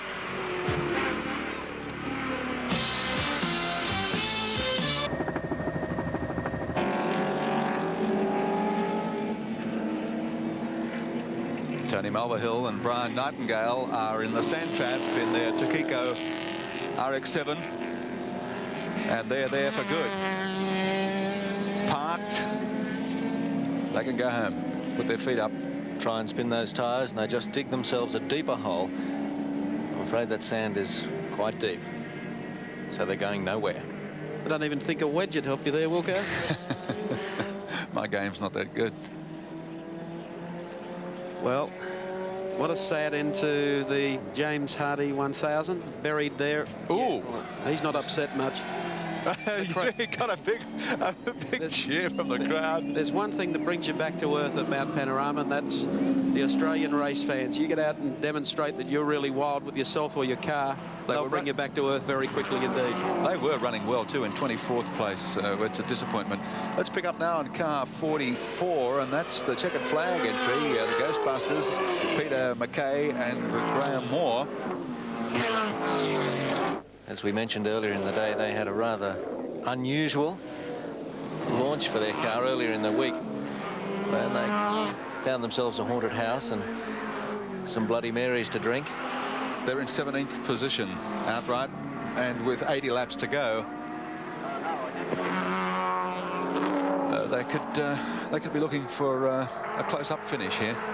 Well, entered, of course, by Checkered Flag magazine. Phil Christensen, one of Australia's top motoring journalists, finds himself in the role as a team proprietor at Mount Panorama, so his car is doing very, very well indeed. Well, the Ghostbusters have been given a go-by there by Brian Thompson in the big thundering Chevy Camaro V8, and with that sort of power and those speeds, it's no wonder that race times have tumbled over the years here at Mount Panorama, and it's quite interesting, in fact, to just take a look at the way they've come down over the years. Peter McKay will be able to write about this afterwards. Take a look at this. Go back to the big wet of 74 when Johnny Goss won the race, and you can see the time was markedly slower. Then we had a rapid decline to the following year. There was a space there, 75, 77, where there was not much improvement at all, but since then it's been an improvement every year. That very big V, of course, was brought about by the shortened race won by Dick Johnson back in 81. Then we got back to a more realistic position in 82. But as you can see, if you forget that big drop there at the 120 laps, that gradual decline continues right from 78 through to 83. Well, troubles in the pit area. And Looking down into the engine bay is Gary Rogers, and sitting back in the car is Peter Jansen. Let's go to our pit men. Thanks, Mike. Yes, well, this is the second stop for Peter Jansen in the last 5 or 10 minutes. Obviously unscheduled, this one, Peter. We're getting fuel starvation, and it comes in exactly as you get over the top of Pillimies, which means you go right over the top without any power at all. I tell you what, it's quite exciting. And then when you get down into the braking area, she fades again. So, I mean, if that keeps up, you know, I'm a lover, not a fighter, and I don't want something to happen. Well, for someone who was in about 10th position just a short time ago, you're taking this all philosophically. Oh, well, let's face it, it's a sport. If you don't look at it that way, you want to go and blow your bloody brains out. What about Walkinshaw? He had his balls blown off right out here when he'd lost his clutch at the starting grid. At least I've had a bit of a run. OK, Peter, thank you very much. It's back to you, Michael. How do you beat the irrepressible Captain Jansen? Well, a very refreshing attitude in professional sport. He's managing to enjoy himself even if his car isn't running as well as he'd like. Well, I think Peter Jansen enjoys his racing. We don't see him running the touring car rounds, but he's a regular here at Mount Panorama at Bathurst each year. On the track, 05, Peter Brock, dealer team Commodore up front ahead of Dick Johnson in the Falcon, car number 17, and the pair of them have got a lap on the third place getter, and that's George Fury in 15, the Nissan Bluebird, followed by Alan Jones in the Kmart number 8, Commodore, and then Alan Moffat in the second of the Moffat Mazda cars, number 42. Well, that's updating for you our Castrol scoreboard, put together, of course, by Digital Computer Scoring. It would be lost without here today at Mount Panorama. They'll give you a running guide for positions 1 through 5, 6 through 10 in the 1984 Great Race. Still following Peter McKay and the Ghostbusters RX-7. Peter's a journalist, writes for several magazines. And he's making his way up the mountain now, and one of the Holden dealer team cars right behind him, but not for very long. Certainly the V8 Commodore will shoot past him pretty smartly. Jansen's still in the pits with the bonnet up. Yeah, that doesn't look good for them, and I think Colin Young is also waiting in the pits for us, and hopefully with Colin we'll have John Shepherd. Thanks, Mike. Well, John Shepherd is with us. John, the garage area at Bathurst is busier than it's been for many years. Well, it tends to happen as time goes by here. The cars do get knocked around fairly badly, and a lot of things happen which blokes don't have any control over, which we've seen all day long. The interesting thing that's starting to develop now is the tactics for what's going to happen for the rest of the race, because we've got Johnson, who's dropping back at the rate of perhaps 2 or 3 seconds a lap, or it's John French that's dropping back, obviously, from Peter Brock. And I just looked across at Dick Johnson a moment ago, and he gave me a bit of an eyebrows up sort of thing, as if what's he going to do about it. But his problem is he can't get back in the car yet, obviously, because he's got his problem with his driving time, so he's got to sit and watch that happen. And probably, as we said, we're going to have a driver change with Brock back to Perkins, so it'll develop as the day goes on. It should be great. John, early in the race, both Peter Brock and Dick Johnson admitted that they may have made a slight error in the selection of tyre compounds. Is this going to turn into a tyre war before we see the checkered flag? I think they've probably settled on their final decision now. Because the track was hotter than they thought it was going to be, they put the harder compound tyre on, which in fact wasn't a good decision, so now they've gone back to the soft compound. But I think they'll both settle on that and just keep on trucking, because the circuit is actually getting very slippery now, and they can do it. It won't knock the soft tyres around so much. So I think you'll find they'll settle on tyres, but the drama will be driver changing and fuel stops and so forth, and that's really where the fun's going to start. OK, as you can see from John Shepherd, tyres and fuel stops are going to be the important part of this race later on. And news just through that the Cullen Jones Commodore may have some rear brake pad problems. That's it from down on the pits. Back to Mike Raymond. Thank you, Colin, and to John Shepherd. Across the top of the mountain, car number 47. That car's familiar. The photograph of Brian Callahan's Falcon won the Great Race Photographic competition here this week. It did so too. That's right down in the cutting. At the wheel at the moment, a name that would be familiar to many of the oval track racing followers across Australasia, and that's Barry Graham. Second start here at Mount Panorama in the Callahan Pavers entry, car number 47. He's actually been responsible for the preparation of the car. Brian Callahan's been here for a few years, went from the ovals to touring car racing. They enjoy running this particular event. In fact, last year were well and truly on the pace at the middle stages of the race, and they are running 11th on the grid at the moment. So that's a very, very respectable placing for them at this stage. They've been as high as 10th. Barry Graham of Sydney at the wheel coming down under the Capri and almost into the top 10. Well, we'll follow them under the Hardy Bridge and along Pitt Straight, and as we do so, we'll take a break and return for more action at Mount Panorama.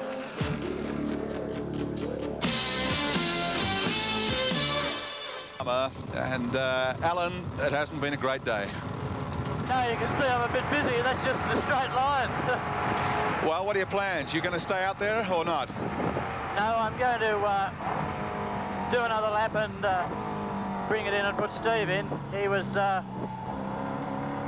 in the car when the car hit the fence. It's a bit the same as when you fall off a horse when you're a young bloke. The sooner we get him back in the car and get him all used to it again, it won't affect him, won't worry him. We don't worry about things like that. It's giving you handling problems, is it? Yeah, it's like trying to juggle an open box of confetti. you can probably see where the steering wheel is. It shouldn't be there. And it's down the straights, the place that's interesting. Over those jumps, we haven't got our front spoiler on to keep the car down. Well, right at the moment, Gricey, you're providing a lot of entertainment for viewers in New Zealand who've just rejoined our telecast. Well, if you're still with us when we go down Conrod Straight, you'll see the front of the car lift right up in the air. The car actually two wheels for quite a bit on its back wheels because I haven't got the front air dam on, and we're doing about 160 mile an hour. And I just trying to do a back somersault, but I'm pretty determined I'm not going to let it do that. I guess it's been a sad way for you to say goodbye to Group C racing. Yes, you can say that again.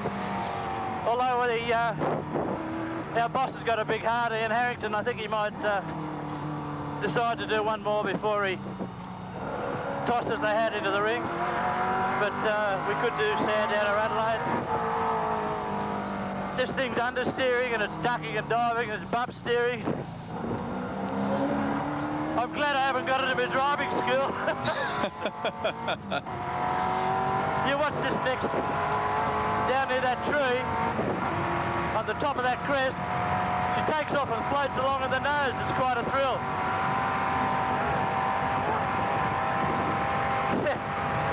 Sure. How'd you like to do that for a living? Here's another one. It's all yours, mate.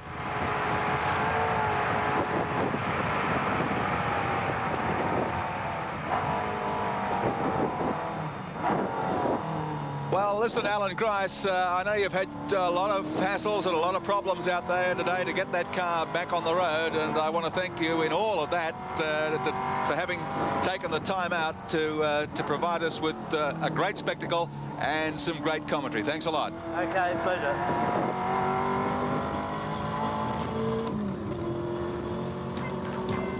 And updating the James Hardy 1000 in hour 4. Some of the highlights.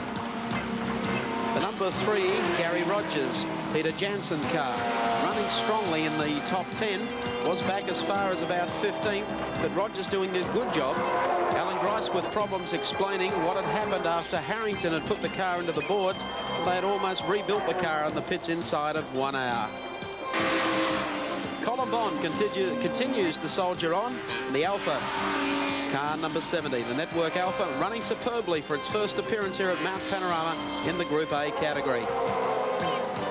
One of the smoothest pit stops, the Dick Johnson team. Dick Johnson coming in the car number 17 to hand over to the veteran and his long-term sidekick, John French. Johnson explained to John French how well the car was running. French was out on the racetrack. While all this was happening, David Parsons in car number 25 was steadily making his progress forward in the field, and he had a lot of traffic.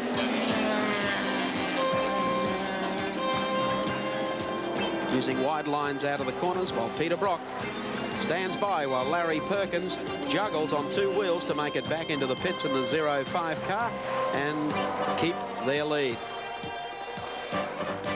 Perkins out, Brock in one of the fastest pit stops of the day. And out, 31, 94 seconds. Trouble for Ken Matthews in the 19 car. Blown tyre. Trouble also for the Bill O'Brien Everlast Falcon. The biggest problem, would it ever last? Back to the pits. Well, this was going on car number 42 with Alan Moffat taking over from Greg Hansford. And the little Victorian is going after his 5th win. A lightning pit stop for Alan Moffat in 42 and back out onto the circuit in under 14 seconds. Count Leopold von Bayen sets motor racing history. He's able to talk to viewers around the world what it feels like to run round Mount Panorama. And if the picture ever gets a little dim, the BMW has its own windscreen washer. Gillard with problems, slams the door. He's out of the race because he's in the rough, and the captain explains this pit stop shouldn't be taking so long. Perhaps he needs more hired help. We just saw in that update, Mike, the pit stop that put Peter Brock back in the 05 Commodore. When he rejoined the circuit, that was about 15 laps ago now. When he rejoined the circuit, his lead on second place getter Dick Johnson was 21 seconds. It is now 63 seconds. So Brock is really going hard in front. That's Steve Harrington getting back in the number 6 Roadways car. Alan Grice, as he said, was going to send Harrington back out to cope with what he had engineered. But the car's really not handling it all. I guess it's just for the experience for Steve Harrington, giving the windscreen a bit of a wipe. And Steve will be so disappointed, but at least he's getting another run, albeit in a car that's handling not well at all. John Harvey standing by, waiting, making sure those gloves are on nice and firmly. Well, David Parsons has done a great job for the dealer team in his first appearance at Mount Panorama. Harvey tried to tell even some of the people in the background to step back. This is going to be a quick pit stop. The car, of course, running 6 at the moment. David Parsons at the wheel and Johnny Harvey to take over. Harvey, of course, a member of the winning trio that took out the James Hardy 1000 last year with Peter Brock and, of course, Larry Perkins. But the good news is Harvey is still out there, still motoring around in his own car. They're trying to give him an indication of how long before Parsons will arrive in the pit area. And we'll be able to indicate that to you very, very quickly, because the car should be on Conrod Straight on its approach to the pit area. Provided they're nice and quick, they should be able to hang on to 6th place, which they have at the moment. And because they have a lap on Barry Lawrence's Commodore. I don't think he's coming in this lap, is he?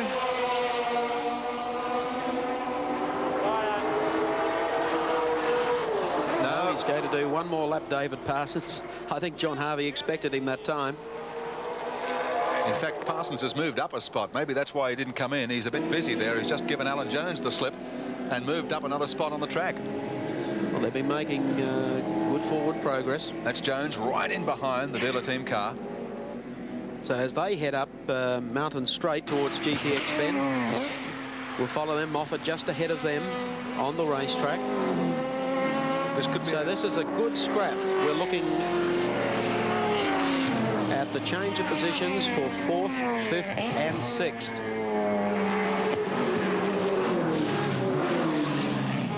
Coming into the cutting, David Parsons. He's a great find, this young fella. Adapts so well to the team and so well to any circuit.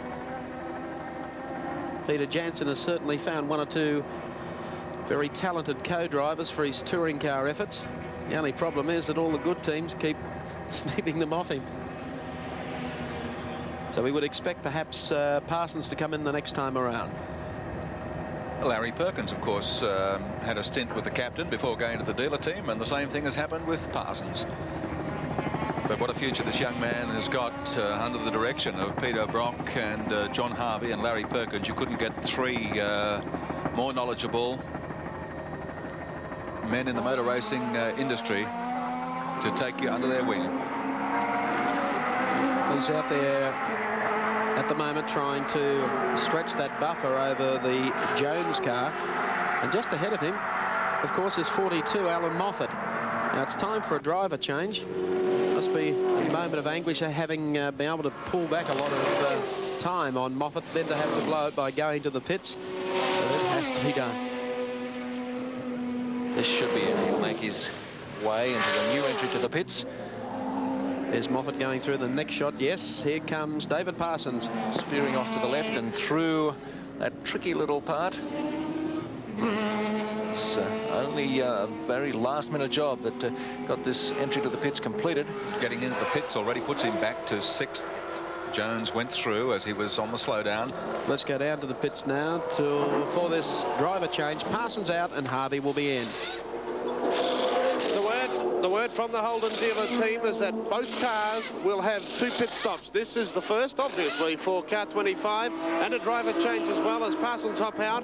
John Harvey gets back in. Now, they will pit one more time before the end of the race, and it depends on how Harvey feels once he has finished this driving stint as to whether he will continue to the finish. If he doesn't feel all that well, Parsons will take over the driving. It has been a very quick stop, as you can see. Parsons gets out of the way. That was the only thing that was holding them up. John Harvey ready to go. The car won't start. They're giving it a push now. This has cost them dearly. They're in 6th place at the moment. This is going to cost them valuable seconds. Harvey is away now. As I said, they will pit one more time. In the meantime, it's back to you, Mike. Thank you very much, Pat Welsh. A very, very quick pit stop there for David Parsons climbing out and John Harvey getting back in. Harvey, a veteran of this course, Mount Panorama. They would have dropped down a spot or two because Parsons had done all the work with Alan Jones, and now Jones and Cullen's V8 Commodore will be 2 spots at least in front of them as they go up to the top of the mountain. Well, the result of the James Hardy 1000 still in doubt. We'll bring you all of the action and the closing stages of it this afternoon on 7. We'll take a break. Welcome back to the James Hardy 1000. We're following car number 7, Senior Constable Lester Smurden from the Queensland Highway Patrol in the Big Rooster entry. Car running basically in Group A trim for this race, and there are a lot of Commodore drivers have been following its progress here at Mount Panorama. Well, a lot of them are interested in hard runs, including Peter Brock. And Brock, clever man, has given these guys a lot of assistance in preparing the car, obviously with an eye to his own future in Group A next year. He wants to see how it all works on their car and make adjustments accordingly for his own Group A campaign in '85. The Queensland Highway Patrol cars are done up pretty much the same way as the Lester Smurden car. And what, with Big Rooster signs on it?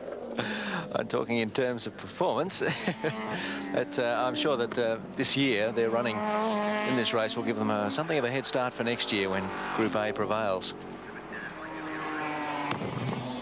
22nd spot on the track, number 7 outright for Lester Smurden and the Highway Patrol entry. Another car that I think just indicates the consistency, the reliability that Group A is going to bring to the Australian Touring Car Championship in '85. Well, when you've been watching the Rovers today here at Mount Panorama, and of course the Group A BMW being driven by Prince Leopold von Bayern, it might be wise to recall that in Europe a lot of the Group A races are over 24 hours, so they really do have that reliability factor, and they are developed for long-distance racing, and it can only benefit Australia. See a lot more cars very close together.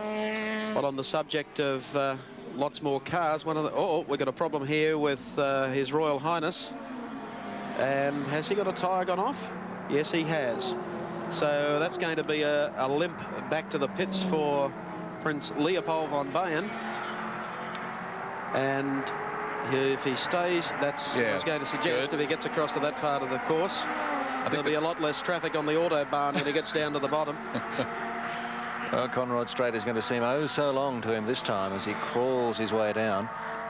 Well, he'll be heading into the pits. Yeah, and I think they might take advantage of this for a driver change and put Denny Hulme back in the car. They could easily do. Well, here's the shot from the race cam Mark III in the BMW. Still very steady. He's got a tyre gone off and he's trying to limp back to the pit area as he comes down Conrod Straight. The drive in off there to the right-hand side. And the BMW team will be aware of this now by, oh, that's the Paul Jones Freedom fence entry, the V8. It's boiling pretty badly down there, so maybe it has run its course. That was running quite reliably too. Yeah, it looks like, I don't know whether it's Paul Jones or Peter Hopwood that was at the wheel. I think it was Peter. Perhaps he's got some water in the boot. He can cool things down a bit. Hoppy, of course, a former Australian sports car champion. Well, here's Prince Leopold coming back in. He's made it, but only just. The team, as all the race teams here at Mount Panorama along Pit Road, tapped into our telecast, so they are following the race. They can follow more of it that way than just with two-way communications to their drivers. They can check out how the opposition's going. So let's go down now to Pat Welsh. I don't think this was far from a scheduled pit stop anyway, but obviously it was forced. There was talk that when the drivers were changed, obviously Denny Hulme is getting in now, but there was talk earlier that Jim Richards, who was out of the Group C race, may well take over the driving duties. That hasn't happened. Denny Hulme is changing with Prince Leopold von Bayen now. It's a fairly quick stop as well. They're taking 3 churns of fuel, about 110 litres roughly, and having trouble again with the left-hand front. Prince strapping in Denny Hulme for his second driving stint today, and hopefully they'd be hopeful here in the BMW team that he can go through till the finish of the race now. He's got a colourful helmet, Prince Leopold. He's obviously a Canterbury supporter. He has. He's picked the right colours to come for Australia, hasn't he, mate? Yes, not bad. Well, they're carrying out a very, very quick pit stop, and I see Jim Richards over there too, Pat. You can see Jim Richards there, and as I mentioned, Frank Gardner was tossing around the idea of putting Jim in the driver's seat for this final spell.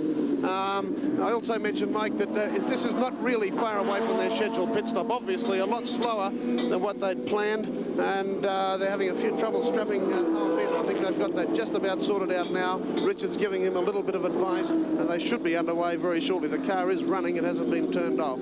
Question is, will they maintain their second placing in the Group A category? Behind the Rover, Johnny Smith in the Toyota Sprinter was third. We'll have to check that. The car moving now and on its way out. Denny Hulme at the wheel. The Rover goes by to put a lap on the BMW in Group A, and Johnny Smith also went through in the Toyota Sprinter, so I think that'll relegate the Prince and Denny Hulme to third spot now in the Group A category. Okay, let's go down to the pits to Colin Young. Well, Dick Johnson is still holding the Falcon flag high here at Mount Panorama, but Brisbane driver with not so much luck early in the race was John English.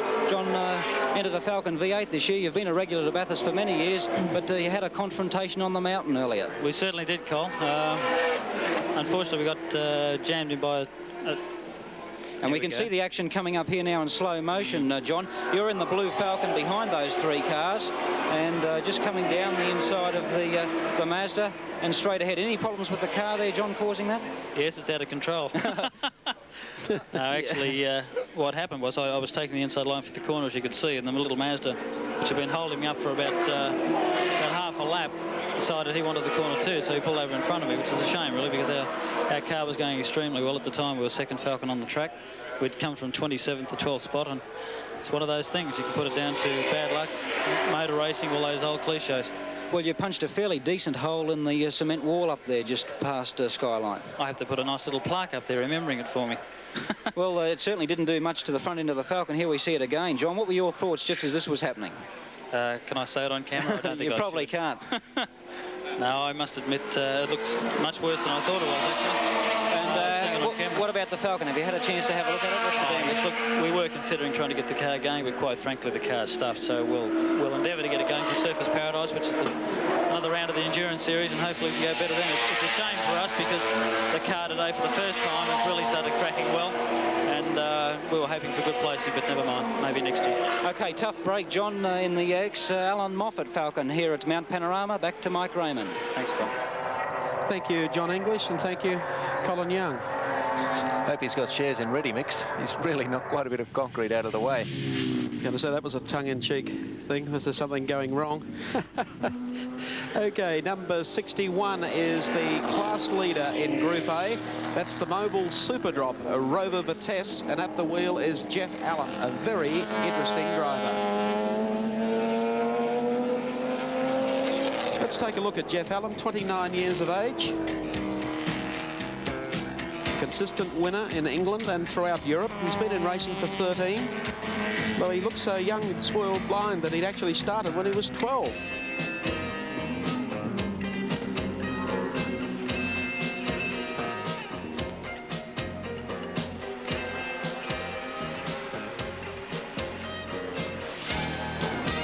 Bit of experience at Le Mans there. Well, he's a fellow who, I think you mentioned earlier, Steve, 2 laps around here on the first day on Wednesday. And he wasn't sporting a suntan when he arrived, but I'll tell you what, he was as white as a sheet when he came in after 2 laps. But he's got to grips with this track, and the Rover is running superbly. We'll follow its progress when we return to Mount Panorama at Bathurst.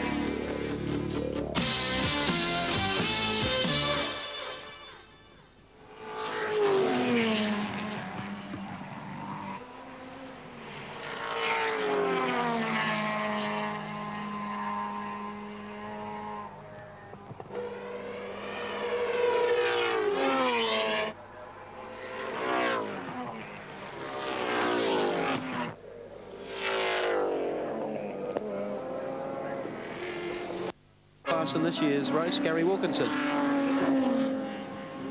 Yeah, the Rover, of course, up front with Allen at the lead. Let's take a look at the top group, in fact, in this category. So we go Stephen Brook, the car handling nicely for him. It's only a 1600cc engine, but it's pretty towy around the circuit. But the scoreboard will show us that in Group A, it stands this way. Allen and Hahn, 61, in the lead. Then Holm and Prince Leopold in 62, the BMW. Smith and Brook in the Sprinter. Then Gulson and O'Donnell, Kraft and Gross. They're the top 5 in the Group A category in the James Hardy 1000 after 97 laps. Just arriving at the pit area is, of course, John French. John steps out. The veteran's done his stint and done it well again today. And in steps Queensland's Dick Johnson for the burst to the checkered flag. Let's go down and see what's happening there. Thanks, Mike. Well, Dick, speaking to him just a couple of seconds ago before this pit stop, he's not absolutely certain that he will drive to the end of the race, although we all know how determined he is. It seems unlikely, unless something goes drastically wrong with the car, that he will hop out of it now. But Johnson, fairly quick pit stop again. He's away, taking over from John French. John French, have you got a second? Conditions fairly hot out there, and it's been a long, hard chase for you. Sorry, Pat, couldn't hear you. It's been a long, hard chase for you, chasing the 05 Commodore. Yes, it was a pretty hard chase. Actually, the hardest part out there is trying to dodge all the slower cars. You've dropped about a half a lap, I suppose, to the Commodore. Do you think you still can catch them at this stage? Oh, well, Dick's back in the car, and he's a bit quicker than me, so hopefully we will. OK, John, thanks a lot. Thank you. Thank you very much, Pat Welsh. The pit stop time, 36.64 seconds, 36.64 the time. To John French to jump out and Johnson to get in and get back in the groove again at Mount Panorama. The steering wheel of Dick Johnson sitting a little straighter than that of Alan Grice. Certainly no steering problems for Dick Johnson.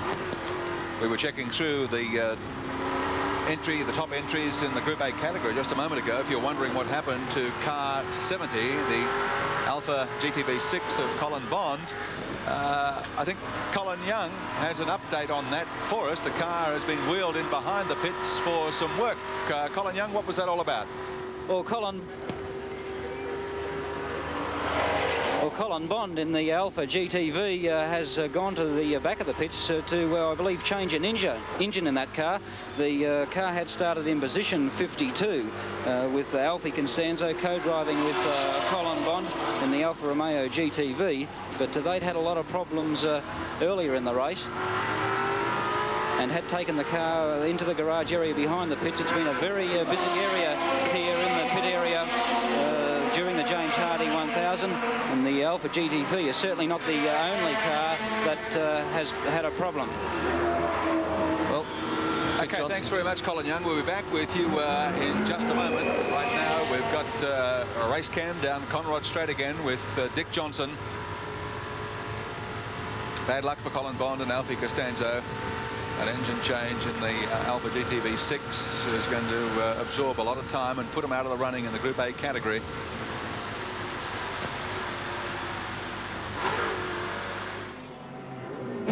Out of Dick Johnson's car, and we pick up coming through Hill Corner the race leader, Peter Brock, back at the wheel of 05. And Johnson now back, of course, at the wheel of the Big Falcon, and it's a real contest from here to the finish. Peter Brock heading for number 8 at Mount Panorama. He's just been going so smoothly all day, along with Larry Perkins. And really, you've just got to think of something disastrous happening to them before you can consider somebody else winning. Well, you must admire any team that can put together their act as well each year at this race as the dealer team. They go after this. This means more to them than anything else. They're prepared to sacrifice the Australian Touring Car Championship to do other types of racing. Heading back over the top. And the 05 car running superbly. So too was Johnson's. Let's not take anything away. And we've seen so much happen in the closing stages of a race such as the James Hardy. And they've all mentioned some of the slower cars today. There's just a case in point. That was the Stones Mazda RX-7, and he was trying to do the right thing of getting out of the way. But of course, the driver of 05 was committed to one line, then had to change at the last moment. I'll tell you what, the crowd on top of the hill haven't given up cheering for the red and white Commodore since this race started. If you're a Brock Perkins fan, that means you've got to stand there all day long in the blazing sun or in the snow and just keep cheering.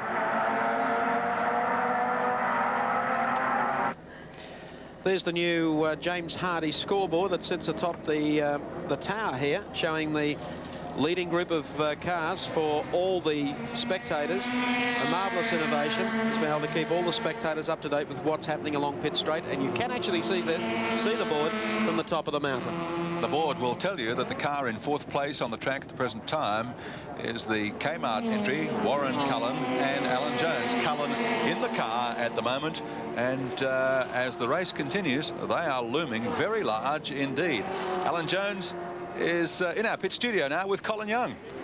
Thanks very much, Gary. Alan, you're running around earlier in the car, and I believe you're getting back in for another driving stint shortly. Yes, that's right, Colin. I think about 24 laps from now I'll be popping in for my last stint. You ran with Warren Cullen here a few years ago, and it wasn't a very successful appearance. Things appear much happier this year. I'm about 450% in front of that now, at this point. Alan, earlier this morning we saw that multi-car pile up right at the start of the race, and Alan Moffat claimed that one of the big reasons is that there is not a full, complete warm-up lap here for the James Hardy 1000, which apparently is the trend in international racing. I'd certainly say that's probably a contributing factor. I think to allow the cars to do one single lap and then sit on the grid for half an hour before the start of the race is ridiculous. I think they should do one slow lap behind a pace car or even by themselves, and even maybe give some thought to a rolling start perhaps. Alan, Group A touring car racing comes to Australia next year. What are your thoughts on that class? Well, I think it'll be terrific. I think we'll see a lot of manufacturer participation. We're going to see a lot of different makes of cars, and that'll make racing itself a lot more interesting. Alan, we'll let you go and rejoin the race. The Nissan Bluebird of George Fury coming back in to make a pit stop. We'll go back to Mike Raymond. Thank you, Colin, and a very delighted Alan Jones to be back at Mount Panorama. Well, this is, I think, a big problem looming for the Nissan team. The car nobody seems in too much of a hurry. No, the car was limping down Conrod Straight. They should be in a hurry. The car was in 3rd place. It must be something serious for them to take their time like this when they were running so close to the leaders.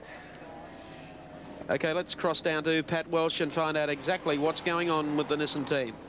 This is not a scheduled pit stop, Mike. They swapped. Gary Scott jumped out of the car only about 10 or 15 minutes ago, so George hasn't been in it all that long. They're very busy at the moment. They're working on the rear of the car. They haven't bothered to change tyres. They changed the right-hand tyre, right-hand rear tyre, and that's all. But Fury looks totally unconcerned. He's getting a push at the moment.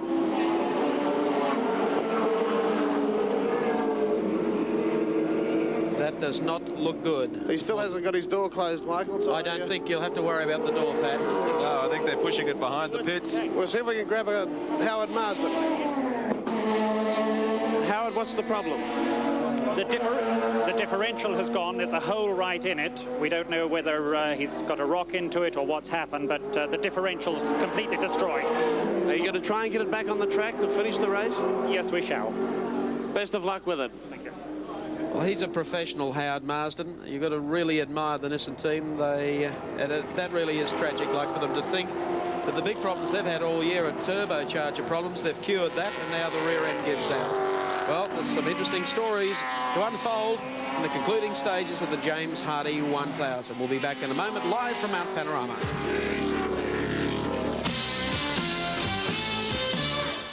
Of a sinking ship, Peter Jansen back in the pits once more in the number 3 Cadbury Schweppes Commodore, and not a contender any longer in the James Hardy. Oh, our second place man, is that Dick Johnson pulling up?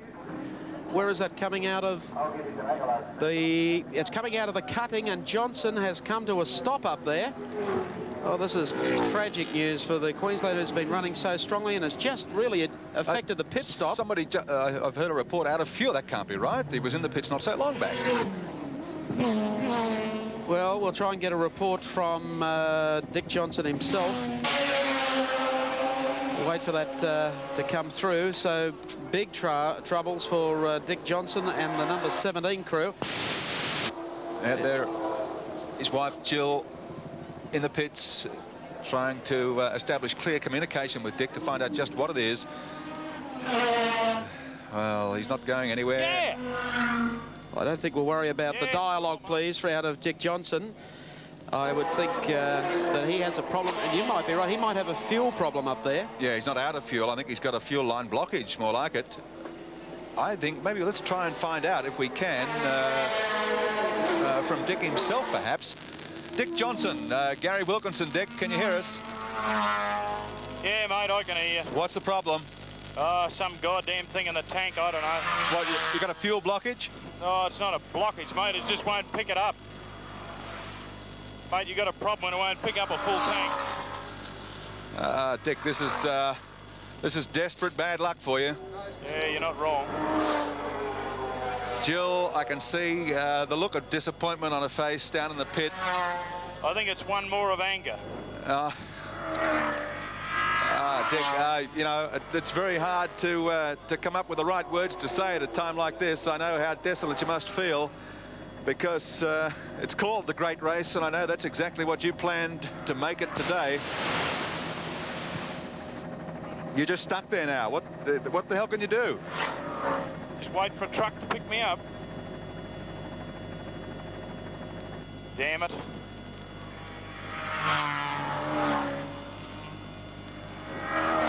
I don't think we can say much more about that, Dick. I know what's going through your mind. We'll come back to you later. I hope there's some chance of rectifying the problem. And for Jill and also the crew, I know how badly they feel as well.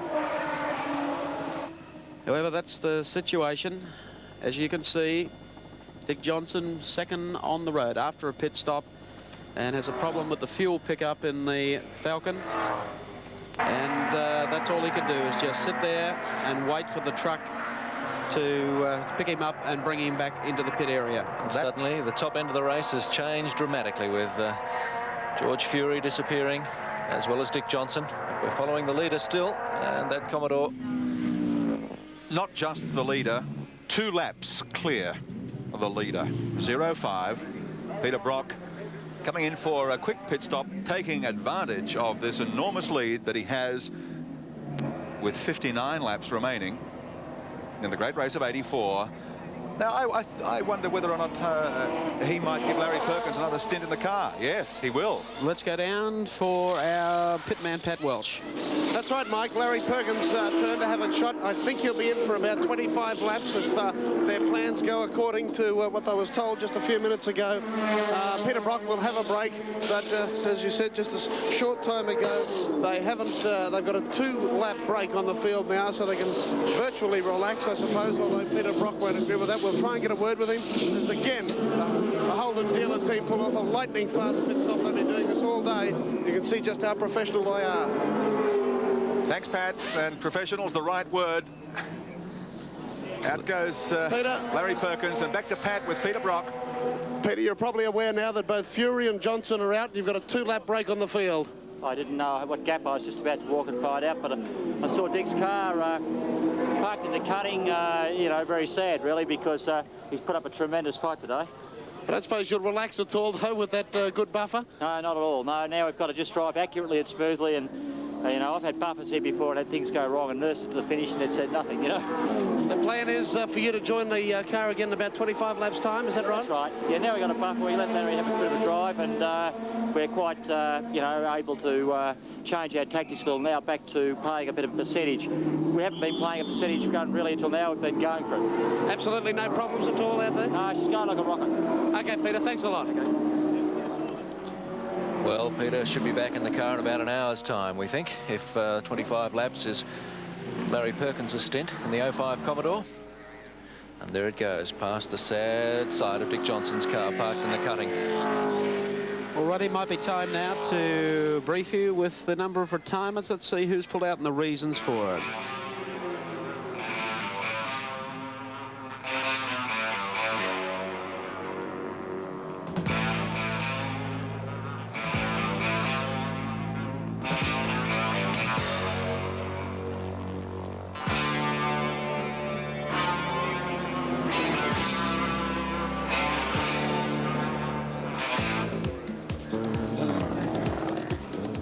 There's some of the cars that are out and the reasons for same. They come across the top of the mountain. Number 05, that's the dealer team Commodore, and Larry Perkins at the wheel. Everything running ever so smoothly for them this year. The James Hardy 1000 at Bathurst. Leading at this stage from the Warren Cullen, Alan Jones, Coles Kmart entry. So it might be an idea now to check out the complete run-through on the Castrol scoreboard.